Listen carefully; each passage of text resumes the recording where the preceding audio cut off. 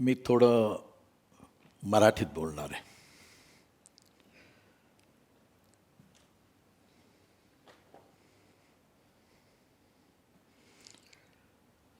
माझा परिचय आता करून दिला.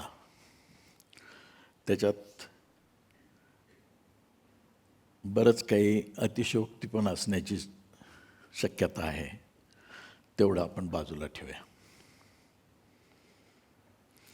1982 मध्ये माझं शिक्षण संपलं होतं आणि आमचे धाकटे बंधू कमल किशोर यांच्या डोक्यात हे ट्रस्ट काढायचं त्यांच्या डोक्यातून निघाली आयडिया, ही कल्पना. त्यावेळेस निळा नावाचं एक गाव होतं नांदेड जिल्ह्यामध्ये, रिमोट प्लेसला. तिथे आम्ही एक छोटं क्लिनिक काढलं आधी सुरुवातीला.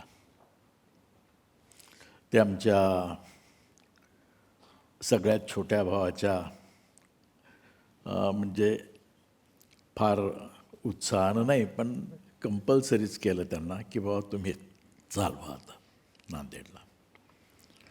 ही अशी मॉडेस्ट सुरुवात आहे आणि फार स्लोली ग्रोथ झालेली आहे. इथपर्यंत जे आम्ही चालत चालत येतो आहे, तर ते पूर्ण सगळे दिवस आज आठवत आहेत. बऱ्याच गोष्टी काळाच्या ओघात थोड्या विसरूनही गेल्या आणि बऱ्याच गोष्टी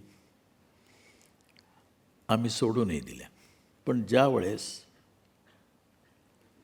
औरंगाबादचा प्रश्न आला,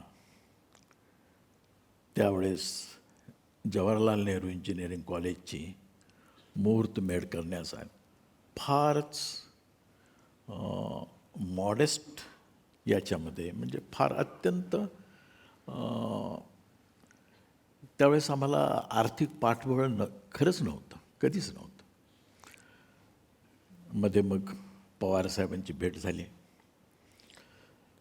त्यांनी बरंच काही आम्हाला पाठबळ दिलं. आणि त्यावेळेस असे नियम नव्हते की एक आपली खोली, क्लासरूम या साईजचे पाहिजे, त्या साईजचे पाहिजे, असं काही नव्हतं. क्लासरूम्स पाहिजे, लॅबोरेटरीज पाहिजे. आणि त्या काळच्या मुख्यमंत्र्यांचं मला खरंच कौतुक वाटतं. ते म्हणाले प्रॅक्टिकल लॅबोरेटरीत करतील आणि झाडाखाली बोरं वाचतील. वसंतदादा पाटील हे त्यांचं व्हिजन. आणि तेव्हापासून जे या तांत्रिक शिक्षणानं झेप घेतलेली आहे, पूर्ण सचिवालय, पूर्ण तथाकथित खूप मोठमोठे इंजिनियर्स किंवा काही त्या काळात म्हणत होते की हे अशक्य काम आहे, हे होणार नाही, हे एज्युकेशन डायल्यूट होईल, हे एज्युकेशन खराबही होईल, असं त्यांचे एक एक एक एक धारणा होत्या. पण आज ज्यावेळेस आम्ही पाहतो सगळीकडे, तर ह्या प्रायव्हेट एज्युकेशननी सगळं देशच बदलायचं बाकी राहिलेलं आहे आता. म्हणजे या जगामध्ये जे जे काही आपण पाहतो, म्हणजे वैद्यकशास्त्र असो, इंजिनिअरिंग असो, इंडस्ट्री असो, शिक्षण असो, सगळ्या काही गोष्टीमध्ये नवीन विज्ञानाने आणि यांनी पूर्ण क्रांतीच केलेली आहे. मला विश्वास वाटतो की आज मी हे 82-83 वर्षाचं माझं वय आहे आणि जवळपास 43-44 वर्ष या शैक्षणिक कार्यात आमची गेलेले आहेत. खूप काही माझी अपेक्षाही आहे. अजून सगळंच काही पूर्ण झालं आहे असं नाही आहे, बरंच बाकी आहे, त्याची जाणीव पण आहे. आणि या सगळ्या गोष्टी करत असताना हे एकट्या दुकट्याचं कामही नव्हतं. हजारो हात त्याच्या मागे होते, सदिच्छा असणारे मित्र होते. गंगाधरराव पाथरीकर, विजयअण्णा बोराडे यांच्यासारखे जी मदत पडेल ती करण्याकरता माणसं होती. आणि या सगळ्यांनी कुठेही निराश होऊ दिलेलं नाही. हा प्रवास चालू होता आणि चालू असताना अडचणी खूपच यायच्या, बऱ्याच यायच्या. म्हणजे आता सांगण्यासारखं तसं काही नाही, हे सगळा भूतकाळ आहे तो. पण मार्ग तसा बिकटच होता. या बिकट मार्गावरून चालता चालता एक दिवशी आमचे एक मित्र अंकुश भालेकर, तर त्यांना काय वाटलं माहीत नाही, पण मी नेहमी मला म्हणायचे की तुम्ही नुसतं हे काम करता, ते काम करता, काहीतरी थोडंसं आध्यात्मिक काम करा. मी म्हणलं हे काय असतं? ते म्हणाले या बाबाकडे जाऊ, त्या महाराजाकडे जाऊ, तिथं काहीतरी चाललेलं असतं, तिथं काहीतरी, तर मनशांती करता हा प्रयोग आपण केला पाहिजे. तर एके दिवशी ते असंच बोलत होते. मी म्हटलं बुवा आता यांना काय सांगा. मी म्हटलं ठीक आहे चला, कुठं जायचं आहे तुम्हाला. म्हणून ते मला विपश्यना केंद्रात इगतपुरीला घेऊन गेले आणि तिथं माझ्या आयुष्याला बराच मोठा टर्नच म्हणा मिळाला की खरंच आपण बऱ्याच गोष्टीपासून फार लांब होतो. ज्यावेळेस मी विपश्यनाचं पहिलं शिबिर सुरू केलं आणि मला नेणारे गुरुजी दुसऱ्या दिवशी सकाळीच तिथून निघून गेले. ते म्हणाले की मला इलेक्शनचं तिकीट मिळालं आहे आणि मला गेलं पाहिजे. मला काही सांगितलं नाही त्यांनी, काही नाही. मी पाठमोरा पाहत राहिलो त्यांना. वरून पाऊस पडत होता, इगतपुरीचा पाऊस होता, भयंकर पाऊस. आम्ही कुठली तयारी केलेली नव्हती. तिथे 2 रुपयाला एक प्लास्टिकची चादर मिळायची, ती पांघरायला आम्ही घेतली होती. आणि या अडचणीत आमचे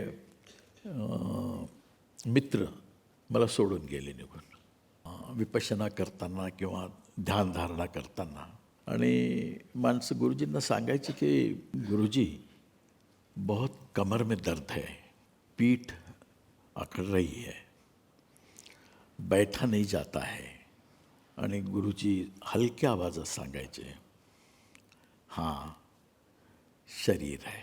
मला वाटायचं काय गंमत आहे, शरीर आहे काय बोलत आहेत, दुखतं इकडे सगळं काय होतं आहे आणि ते म्हणत आहेत शरीर आहे. या शरीराचा आणि दुःखाचा नंतर शेवटी आपल्याला उलगडा होतो की त्याच्यात यश मिळणारच आहे हे मला माहीत होतं. आणि बऱ्याच गोष्टी मग इथून आम्ही आपल्या नांदेडला एक इंजिनिअरिंग कॉलेज काढलं, तिथून आम्ही मुंबईला, हे असं एकानंतर एक शैक्षणिक संस्था उभ्या राहत गेल्या.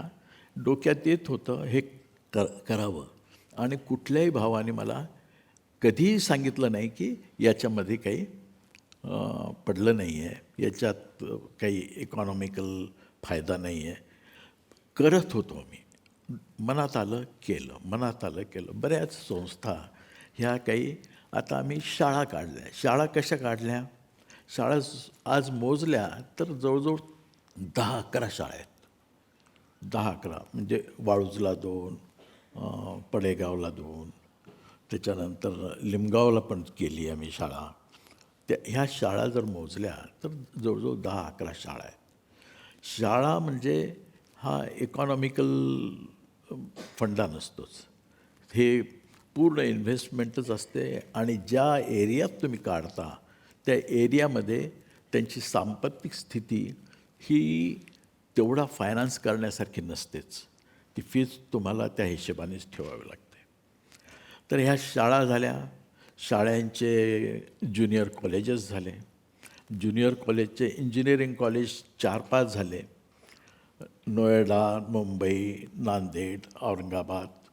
त्याच्यानंतर मेडिकल कॉलेजेस झाले. मेडिकल कॉलेजेसच्या युनिव्हर्सिटीज झाल्या. आणि आत्ता आमची ही 5-6 वर्षाची इथं इंजिनिअरिंग कॉलेजची एक युनिव्हर्सिटी झाली.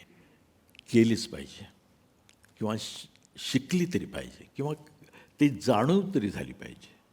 कारण हा गौतम बुद्ध राजा या आपल्या देशाचा राजा होता, सम्राट होता आणि एके दिवशी त्याला काय अशी दुःखाची भावना झाली कळत नाही, पण तो या दुःखाचं निवारण करण्याकरता जो घरातून बाहेर पडला, त्यांनी या धम्माचं पूर्ण अवलोकन करून, त्याचं विच्छेदन करून, त्याचं सगळं काही आमच्याकरता त्यांनी हा धम्म आपल्यापुढे ठेवलेला आहे. त्यांनी तपश्चर्या करताना एक लक्षात आलं की आर्य सत्य त्याला जे म्हणतात की 4 आर्य सत्य. दुःख आहे, त्याचं कारण काहीतरी असलं पाहिजे, कारण बी आहे. आणि ज्या दुःखाचं कारण आहे ती नेहमी बुद्धाच्या आश्रमात जायची, त्यावेळेस त्यांचं प्रवचन चाललेलं असायचं, ती ऐकायची. तिला काय कळत होतं माहीत नाही, पण एके दिवशी ती बुद्धाला म्हणाली की तू हे काय करतोस? तो म्हणाला, मी या लोकांना धम्म सांगतो. म्हणजे हे काय असतं, तू मला सांगू शकशील का? तर बुद्ध म्हणला, हो मी तुलाही सांगू शकेल. ती म्हणली, हे बघ, मला 3 ओळीत धम्म सांगायचा, माझ्याजवळ वेळ नाही एवढा तुमच्यासारखा खर्च करायला, मला खूप काम. तर बुद्धाने सांगितलं, ठीक आहे, मी 3 ओळीत सांगतो, जरा सोप्या भाषेत सांगतो, तुला समजेल अशाच भाषेत सांगतो. आणि बुद्धाने सांगितलं, एक आजी, आपल्या शरीराने आणि आपल्या वाणीने कोणालाही दुखवायचं नाही. 2, आपल्या शरीराने आपल्या वाणीने सुखवता आलं तर लोकांना सुख द्यायचं, आनंद द्यायचा. आणि तिसरी गोष्ट महत्त्वाची आहे, आपलं चित्त एक सुपीक जमीन आहे, त्याच्यात आपण नेहमी प्रत्येक क्षणाला बीज पेरत असतो, द्वेषाचं, रागाचं, याचं काहीतरी बीज पेरतो. त्याच्यातलं जे नको आहे ते गवत, जे ते निंदत राहायचं, उपटत राहायचं चित्ताचं, आणि जे चांगले क्रॉप आहे तेच ठेवायचं. हे 3 गोष्टी, आणि या इतक्या सोप्या आहेत की प्रत्येकाने करू शकतात. चित्तावरचं बीज जे पडलेलं आहे ते सतत निंदत राहणे सोपी गोष्ट आहे, पण वाटते तसं इतकंही सोपं नाही आहे. की या चक्रामध्ये ज्यावेळेस आपण विचार करतो, शील म्हणजे आपली वागणूक, शील म्हणजे आम्हाला लहानपणी घरामधल्या आजी आजोबा म्हातारी माणसं पूर्वी शिकवायची घरात, आणि त्यांचं म्हणणं काय की चोरी करू नये, पाहिले ते मागू नये, गोड फार खाऊ नये. ह्या सगळ्या ज्या गोष्टी होत्या शिलाच्या, त्या आपल्या घरातच शिकवल्या जायच्या, आणि जो हे पालन करेल त्याला त्याचं चित्त समाधानी राहील, असं त्याची एक ओळ असायची. हे त्यावेळेस आपल्या इतकं लक्षात नाही, पण माझी आजी किंवा पणजी आम्हाला नेहमी ह्या गोष्टी शेतात जाताना सांगायच्या. हे आपलं शील, आपण त्याच्याकडे दुर्लक्ष केलं. आपण ह्या नवीन शाळांमध्ये आलो, शाळेमध्ये आता काय शिकवतात मला माहीत नाही, पण शील नावाची गोष्ट शिकवत असतीलच याची काहीच गॅरंटी नाही आहे. धम्माचं जी पहिली पायरी आहे ती इथून सुरुवात होते, शील. आणि ते इतकं अवघड आहे की तुम्ही कधी खोटं बोलता हे तुम्हाला न कळत होतं आहे. म्हणून त्याच्याकरता दुसरी पायरी आहे की तुमचं चित्त तुमच्या कंट्रोलमध्ये पाहिजे. ते चित्त कंट्रोलमध्ये किंवा तुमच्या ताब्यात असण्याकरता तुम्हाला समाधीच्या मार्गावर जावं लागतं, आणि ह्या समाधीच्या मार्गावरून जात असताना मग प्रज्ञेच्या अंगाने तुमचा प्रवास कसा सुरू होतो हे तुम्हालाच कळतं. ज्या दिवशी ही प्रज्ञा तुम्हाला कळेल आणि त्याच्यामध्ये तुम्हाला ज्ञान ज्यावेळेस होईल की हे जग आहे, बुद्धानं सांगितलेलं आहे की हे सगळं मिथ्या आहे, हे बदलणार आहे, पहिला सिद्धांत आहे बुद्धाचा की एव्हरीथिंग इज चेंजिंग. सगळं बदलत आहे, काहीही परमनंट नाही आहे. आणि काहीही परमनंट नाही आहे मग माझं शरीर तरी, माझं चित्त तरी, माझं हे सगळं जे मी निर्माण करतो आहे ते तरी काही राहणार आहे का? कुठलंही राहणार नाही. मग ही अटॅचमेंट कसली आहे मला? हे माझं, ते माझं, ते माझं, हे आता मला सोडवत, ते मला मुलाखत करायचं आहे किंवा या सगळ्या गोष्टी कशा करत आहेत. तर या सगळ्या गोष्टींचं ज्ञान ज्यावेळेस माणसाला होतं आणि होऊ लागतं आहे त्यावेळेस माणूस या सगळ्या गोष्टींपासून अलिप्त व्हायला सुरुवात होतो. आणि ती अलिप्तता प्रत्येकाला वयाच्या स्टेजेसमध्ये कधी कधी येत जाते. तर बुद्धाला जी अलिप्तता आली ती योग्य वेळेला आली आहे, तारुण्यातच आली आहे.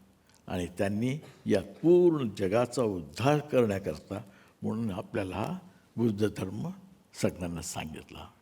आणि मला वाटतं आहे याच्या करता मी आग्रहानं सांगेल, मी एखादं तरी शिबिर विपश्यना करून घ्या. ते खूप काही तुम्हाला सांगून जाईल, खूप काही देऊन जाईल आणि खूप काही प्रगतीचा मार्ग दाखवेल. आणि एवढंच मी आता या निमित्तानं सांगतो. आणि मला याच्यापेक्षा दुसरं काही सांगायची इच्छा पण नाही आहे. आणि आम्ही फार मोठं काही काम केलं आहे असं अजिबात समजायची काहीच गरज नाही. आणि मला वाटतं आहे की या मार्गावर आपण जर सगळेच गेलो तर खूप काही कल्याण होण्यासारखं आहे. आणि याच्यावर मी आता थांबतो. नमस्कार. संपलं. थँक्यू.